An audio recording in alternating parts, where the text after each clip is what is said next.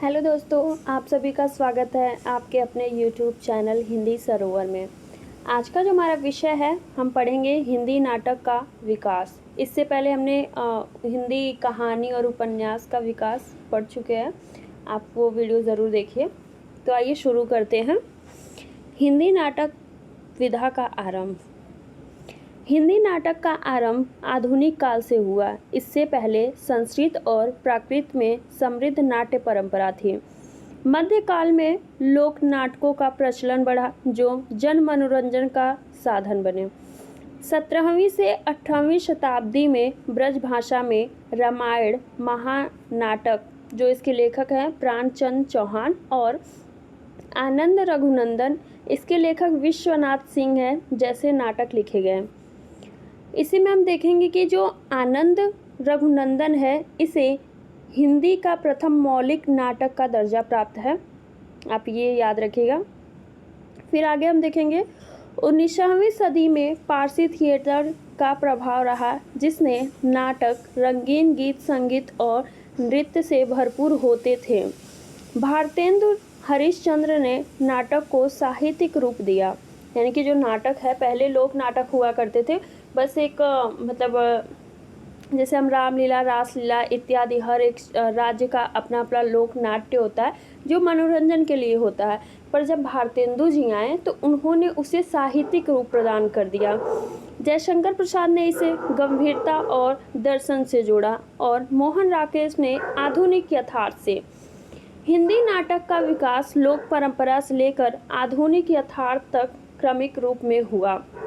मतलब जो भी हमारे परंपराएं थी वो नाटक के माध्यम से दिखाई जाती थी। पर जैसे जैसे भारतेंदु युग यानी कि आधुनिक युग आया, इसमें यथार्थ परक भी दिखाया जाने लगा। आगे हम देखेंगे हिंदी नाट्य साहित्य का विकास। जिस तरह हिंदी कहानी व उपन्यास में प्रेमचंद का स्थान केंद्रीय महत्व का है, उसी तरह हिंदी नाटकों में जयशंकर प्रसाद का है। यानी कि जैसे कि हमने देखा, हिंदी और उपन्यास में जो उसके केंद्र बिंदु में रह के प्रेमचंद को रख के उनको जो भागों में बांटा गया था, तो उसी प्रकार हम नाटक में देखेंगे कि जयशंकर प्रसाद को केंद्र में रख के इसके भागों को बांटा गया है। इसमें हम देखेंगे इसको मुख्यतः 4 भागों में बांटा गया है। प्रसाद पूर्व हिंदी नाटक अर्थात जयशंकर प्रसाद, फिर है प्रसाद युगीन हिंदी नाटक, जब प्रसाद जी लिख रहे थे। फिर है प्रसादोत्तर स्वतंत्रता पूर्व हिंदी नाटक। अगला है स्वातंत्र्योत्तर हिंदी नाटक।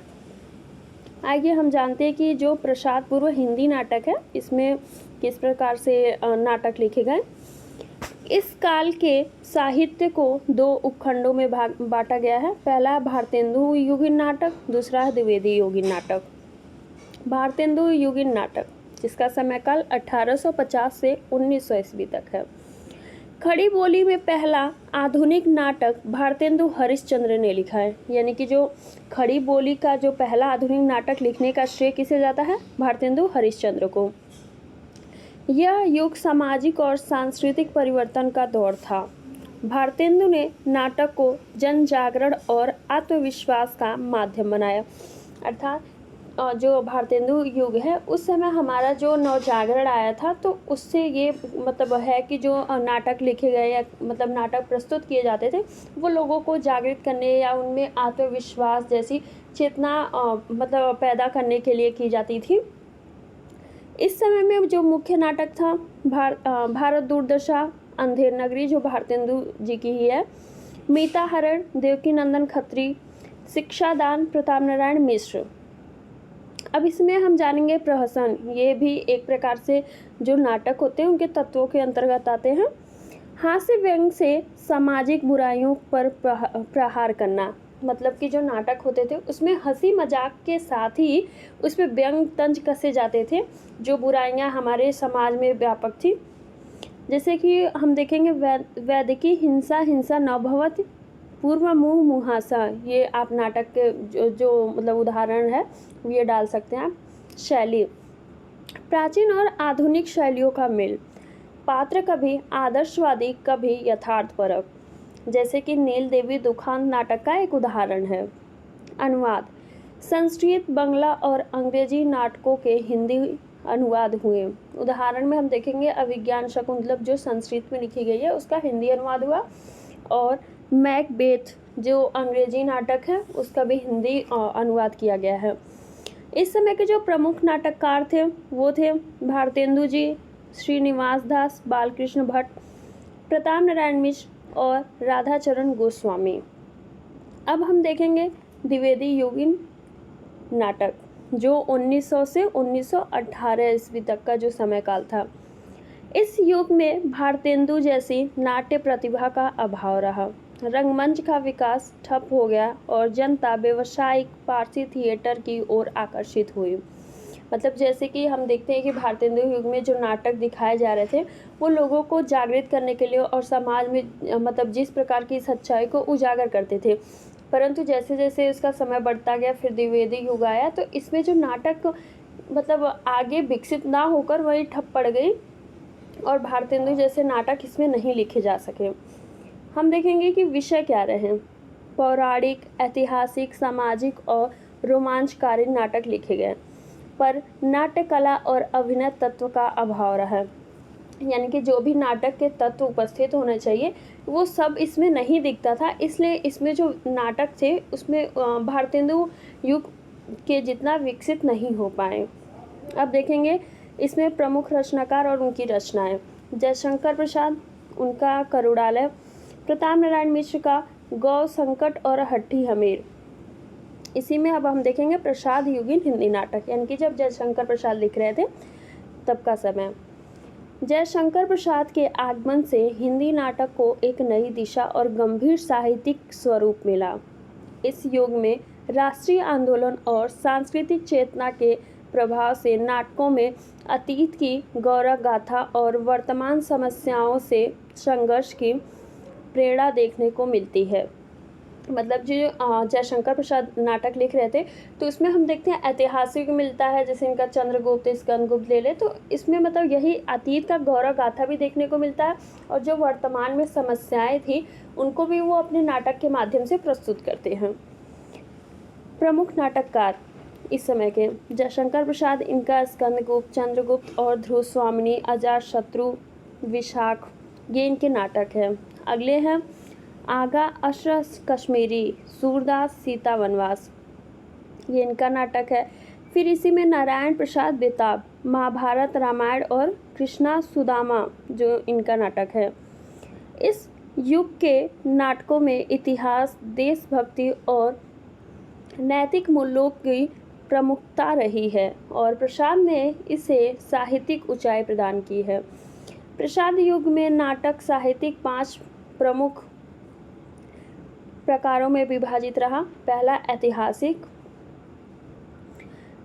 में हम देखेंगे सर्वाधिक प्रमुख प्रवृत्तियां, यानी कि जो इतिहास में रची गई जो भी मतलब गाथा थी उसे ये अपने नाटकों के माध्यम से प्रस्तुत करते हैं, जैसे कि चंद्रगुप्त और स्कंद, ध्रुव स्वामिनी, ये सब हैं। कल्पना और इतिहास का समन्वय, यानी कि इसमें कल्पना भी कुछ अपने मतलब कल्पना के माध्यम से उसे लिखते हैं और कुछ इतिहास में जो भी घटित हुई घटनाएं हैं उसे दिखाते हैं। राष्ट्रीय चेतना व काव्य तत्व से युक्त। अगला है रोमांचकारी नाटक। रौनक बनारसी, हुसैन मियाँ ज़रीफ जैसे लेखक। उद्देश्य तड़क भड़क, श्रृंगार, रोमांच द्वारा मनोरंजन, साहित्यिक दृष्टि से कमजोर। अगला है पौराणिक नाटक। नैतिक शिक्षा व रोमांच मिश्रित है। इसमें प्रसाद, सुदर्शन आदि द्वारा जो रचना मतलब रचित गई थी जो भी नाटक थे। फिर है समसामयिक नाटक। तत्कालीन सामाजिक मुद्दों पर आधारित पर गहराई का अभाव, हास्य प्रधान लेकिन अति नाट्यता से युक्त। इसमें जो लेखक हैं बेचन शर्मा उग्र, जीपी श्रीवास्तव के बारे में 4 बेचारे उज्बक। फिर 5वां है यथार्थवादी नाटक। यथार्थ जीवन की समस्याओं को गंभीर रूप में प्रस्तुत करते हैं।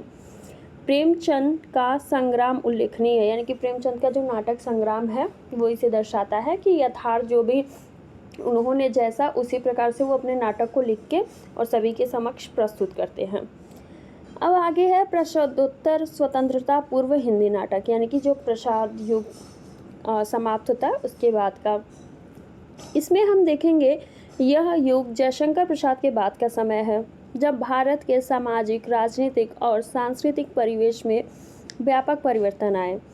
जीवन में आदर्शवाद की जगह यथार्थवाद ने ले ली थी, यानी कि जो भी नैतिक आदर्शवाद की बात होती थी वो यथार्थवाद पर आ गया था, यानी कि जो जैसा है, जैसा सच्चाई है उसी पे बात की जाती थी। स्वाधीनता आंदोलन व्यापक हो चुका था और इसमें आम जनता, मजदूर, किसान, स्त्रियां आदि भी शामिल हो गए थे। पारसी रंगमंच का प्रभाव कम होने लगा था क्योंकि अब सिनेमा का उदय हो चुका था। इस काल में मुख्यतः दो प्रकार के नाटक सामने आए। पहला, राष्ट्रीय चेतना पर आधारित। इन नाटकों ने भारतीय संस्कृति, स्वाधीनता आंदोलन, नैतिक मूल्यों और देशभक्ति को केंद्र में रखा गया। यानी कि उस समय हमारा जो राष्ट्रीय चेतना था, यानी कि अपने राष्ट्र के प्रति प्रेम, देशभक्ति की बात की जा रही है और अपने भारतीय संस्कृति की बात की जा रही है, उस पे आधारित जो भी नाटक लिखे जाने लगे थे। इसमें जो विशेषताएं हैं, राष्ट्रीय भावना का उद्भव, फिर है सांस्कृतिक पुनरुत्थान की चेतना, आदर्शों व कर्तव्य पर बल। फिर इसमें जो नाटककार हैं, प्रमुख नाटककार हैं, वो है हरिकृष्णा प्रेमी। इनका जो नाटक है रक्षाबंधन, आहुति, सेठ गोविंदास, कर्तव्य, गोविंद बल्लभ पंत, राजमुकुट। इन नाटकों में नैतिक मूल्यों के संरक्षण और समन्वयवादी दृष्टि से प्रमुखता मिली।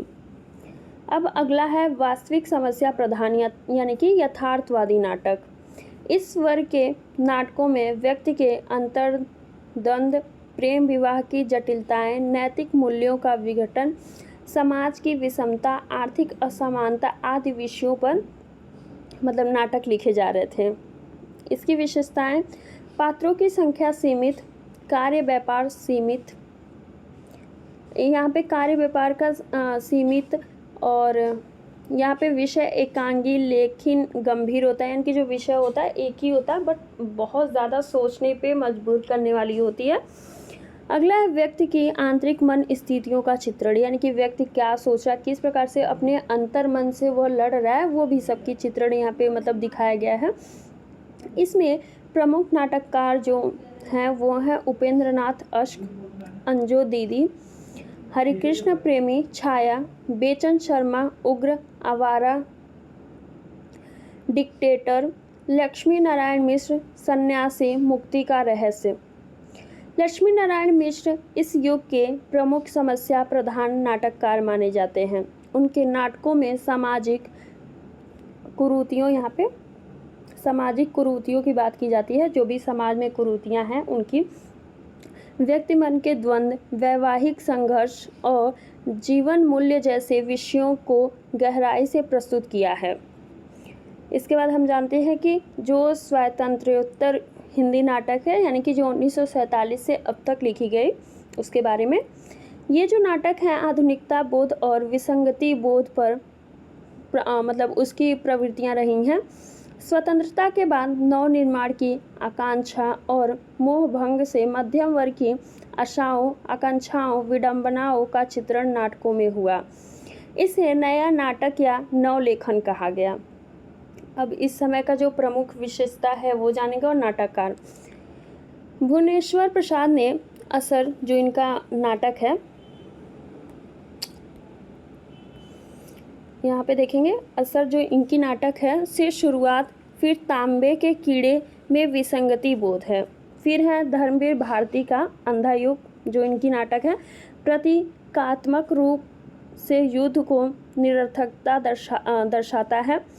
फिर अगले हैं मोहन राकेश के नाटक, आषाढ़ का एक दिन, लहरों के राजहंस, आधे अधूरे। ये इनके प्रमुख नाटक हैं, आप याद रखिएगा इन तीनों। अगर इनको नहीं याद रख रहे हैं तो धर्मवीर भारती और मोहन राकेश को ज़रूर याद रखिएगा, उदाहरण रूप में आप लिख सकते हैं। आधुनिक मानव के द्वंद्व, तनाव और मध्यम वर्गीय परिवारों के विघटन को चित्रित करते हैं। उनकी भाषा रचनात्मक और नाटकीय है। अगले हैं लक्ष्मी नारायण लाल का मादा कैक्टस, कला, प्रणय और पीढ़ीगत मूल्यों के संघर्ष को दर्शाता है। उनके लघु नाटक यथार्थवादी हैं। स्वतंत्रता प्राप्ति के बाद हिंदी नाटक में कई नई प्रवृत्तियां दिखाई देती हैं। इस काल के नाटककारों ने सामाजिक, राजनीतिक और पारिवारिक विडंबनाओं को अपने नाटक में प्रमुखता को प्रस्तुत की है। इस समय नाटक जिन विषयों पे लिखे गए थे, जो 1947 का समय था, उसके बाद भ्रष्टाचार पे लिखा गया नाटक, परिवार में जो पीढ़ी का संघर्ष है उस आधार पे लिखा गया, मानवीय संबंधों का निरर्थकता पे बात की गई है, व्यंग और राजनीतिक टिप्पणी की गई, जीवन की जटिलता और निराशा पे बात की गई है। इन नाटकों में आधुनिक जीवन की सच्चाई को उजागर किया गया है। अगला है नुक्कड़ नाटक। स्वतंत्र नाटकों की एक महत्वपूर्ण धारा नुक्कड़ नाटक भी रही है। ये नाटक बिना किसी मंचित तामझाम के सीधे जनता के बीच खेले जाते हैं और सामाजिक मुद्दों पर संवाद स्थापित करते हैं। हमीद तनवीर इस क्षेत्र के प्रतिनिधि नाटककार और निर्देशक माने जाते हैं। यदि आप पेपर में लिखते हैं नुक्कड़ नाटक के बारे में संक्षिप्त में, तो इनका नाम लिख दीजिएगा। नुक्कड़ नाटक हम सभी जानते हैं, जो सड़क पे यानी कहीं पे भी हम देखते हैं, कोई भी सामाजिक विषय, मतलब आजकल जैसे कि हमने एसिड अटैक पे देखा था, इस प्रकार से जो भी समस्याएं सामने आती हैं उस पर नुक्कड़ नाटक टोली बनाकर कहीं पे भी चौराहे पर किया जाता है। उसके लिए किसी मंच की ज़रूरत नहीं पड़ती। अब हम देखेंगे निष्कर्ष। हिंदी नाटक का विकास धार्मिक एवं पौराणिक कथाओं से आरंभ होकर सामाजिक यथार्थ और आधुनिक जटिलता तक पहुँची। भारतेंदु हरिश्चंद्र ने आधुनिक हिंदी नाटक की नींव रखी। वहीं जयशंकर प्रसाद ने नाटक को गंभीर चिंतन, काव्यात्मक भाषा और ऐतिहासिक चेतना से समृद्ध किया। स्वतंत्रता के बाद मोहन राकेश, धर्मवीर भारती और अन्य नाटककारों ने नाटक को नए विषय, आधुनिक मनोविज्ञान और सामाजिक विसंगतियों से जोड़ा। नुक्कड़ नाटक ने अपने आम जन से जोड़ते हुए जन चेतना का माध्यम बनाया। इसी प्रकार हिंदी नाटक समय, समाज और संवेदना के साथ निरंतर विकसित होता रहा। आप सभी का बहुत बहुत धन्यवाद मेरे चैनल से जुड़े रहने के लिए। Thank you so much. मेरे चैनल को लाइक, सब्सक्राइब एंड शेयर करना ना भूलें। और एक भाई ने कमेंट किए थे कि जो पीडीएफ है वो बहुत लंबा हो जा रहा है, और यदि आपको अगर पीडीएफ लंबा लगे तो आप जो ये मैं एग्जांपल दे रही हूँ 4-5, क्योंकि पेपर में हम 4-5-10 याद करके जाए, पर लिखने के टाइम हमें 1-2 भी नहीं याद आता, तो इसलिए मैं ज़्यादा से ज़्यादा एग्जांपल दे रही हूँ कि आप पेपर में 1-2 याद आए और उससे मैं लिख पाए। तो यदि आपको बड़ा लग रहा है तो आप 1-2 ही एग्जाम्पल याद करके जाएँ, उस कारण से पीडीएफ बड़ा हो जा रहा है। तो आपको जैसा ठीक लगे आप लोग याद करके जाइए, और इसका पीडीएफ चाहिए तो आप मेरे टेलीग्राम चैनल को ज्वाइन कर लें, जिसका लिंक डिस्क्रिप्शन बॉक्स में दिया हुआ है। Thank you so much.